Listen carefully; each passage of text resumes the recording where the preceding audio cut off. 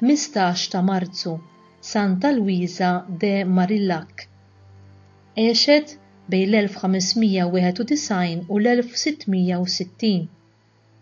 Twildet fi Franza nhar Santa Marija minn familja magħrufa ħafna f'Pariġi. Omma mititilha meta kienet għadha żgħira u rabbietha tija li kienet reliġjuża ħafna. Ta' 16-il sena ħasset sejħa qawwija biex tidħol soru kapuċċina, imma l-konfessur ma kienx tal-idea. Fl-1613 iżżewġet lil Antonelle Gras li kien segretarju tal-familji de Medici u minnu kellha iben. Bil-kunsens ta' żewġa jekk kienet tgħaddi l-ħin liberu tagħha f'ħidma ta' karità fost il-fqar ta' Pariġi. Fl-1619 iltaqat ma' San Franġisk de Sales u San Vincenz de Paul. Meta miet żewġa fl-1625 u ħallija b'tifel u minikta ħafna, il-qaddisa poġġiet lilha nnifisha totalment taħt id-direzzjoni ta' San Vincenz de Paul u ddedikat l-enerġija kollha tagħha biex tieħu ħsieb id-diversi konfraternitajiet tal-karità imwaqqfin mill-qaddis bħala għajnuna għall-foqra ta' Pariġi. Hi bdiet ukoll torganizza korsijiet regolari għat-tfajliet żgħażagħ tal-kampanja fil-kura personali tal-fqar morda.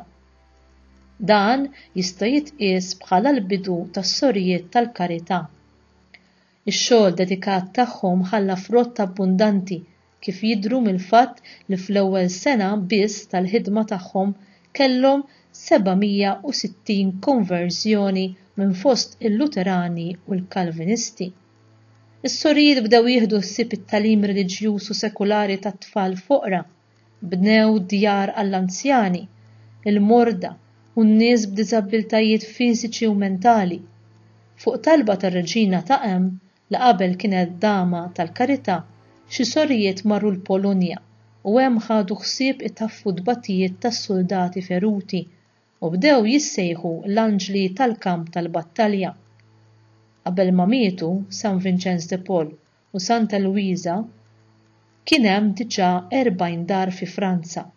Illum ilaħqu aktar minn 4,000 dar u xi 40,000 soru imxerdin mad-dinja kollha. Santa Luisa mietet fil-15 ta' Marzu tas-sena 1660 fl-età ta' 69 sena. Fuq is-sodda tal-mewt qalet lis-sorijiet tagħha: ħudu ħsieb għaqduhom lill-fqar, ħobbuhom lill-fqar, weġħuhom uliedi kif kontu tweġħu lil Kristu nnifsu.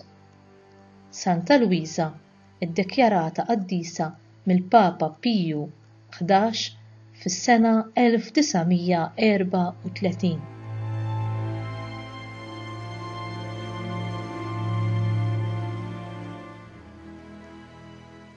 Meta Santa Luisa de Marillac bdiet torganizza korsijiet regolari għat-tfajliet fil-kura personali tal-fqar morda, dan jista' jitqies bħala l-bidu tas-sorijiet tal-karità.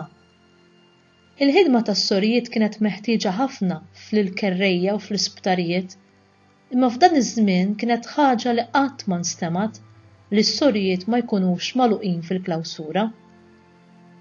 San Vincenz de Paul ried li l-klawsura tagħhom tkun il-biża' ta' Alla, il-velu tagħhom il-modestja, il-kappella tagħhom il-knisja parrokjali, kamra mikrija iċ-ċella tagħhom u l-opri ta' karità l-uffiċċju divin tagħhom. Bħala libsa, is-sorijiet adottaw libsa kaħla griża u b'kappell wiesa tal-għażel abjad. Illum din l-ordni qed tkompli tgħin lill-morda u l-anzjani u tipprovdi kenn għall-orfni. Ħafna mill-membri tagħha huma ħaddiema soċjali li jaħdmu taħt il-patruċinju ta' Santa Luisa de Marillac. Mill-bqija aħna lkoll għandna nkunu konċentrati dwar il-bżonnijiet ta' dawk l-aktar żvantaġġati. Imma kemm qed nagħtu każ tan-nies foqra, nuqqas ta' saħħa, nies b'diżabbiltà fiżika kif ukoll mentali? Kemm qed nirsistu biex dawn jgħixu bid-dinjità li tixraq lil kull bniedem?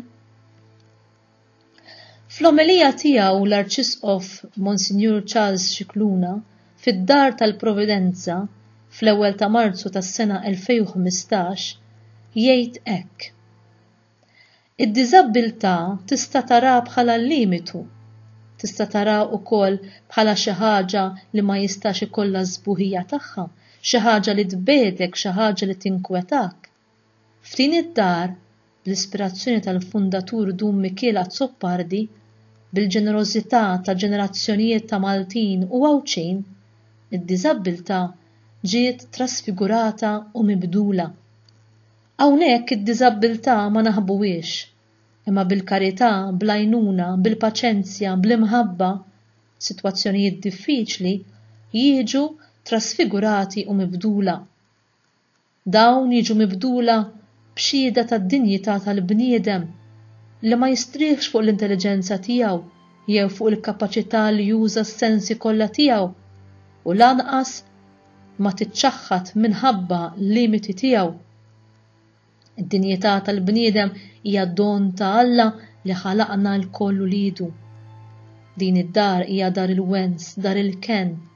Bl-isforzi ta' tant Maltin u Għawċin din id-dar hija trasfigurata, hija mibdula kuljum f'Art San Pawl, bat ta' karità. Meta nkunu f'din id-dar nixtiequ narfu li deħlin fid-dar fejn dak li huwa mistkerra ħad-dinja jiġi trasfigurat f'innu ta' mħabba u ta' karità. Ejjew ma neqfux inkunu ta' provvidenza lejn dawk l-aktar fil-bżonn, dawk li l-aktar għandhom bżonn tad-dinjità u l-imħabba. Jekk ma nistgħux inkunu hemm għalihom fiżikament, b'għajnuna konkreta u viżibbli, għalmenu ngħinuhom bi flusna.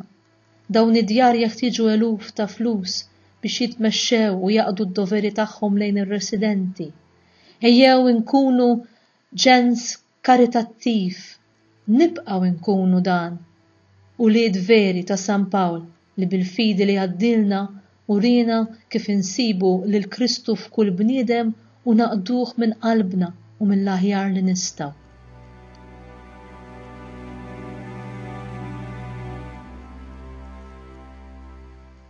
Talba.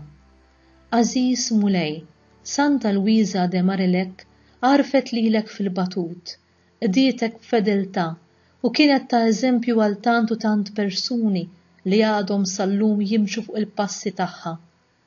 Għallimna narfuk f'kull persuna li jintlaqqana magħha, ħalli aħna wkoll naqduk u nħobbuk kif jixraqlek tul ħajjitna kollha. Nitolbuk dan bi Kristu Sidna. Amen.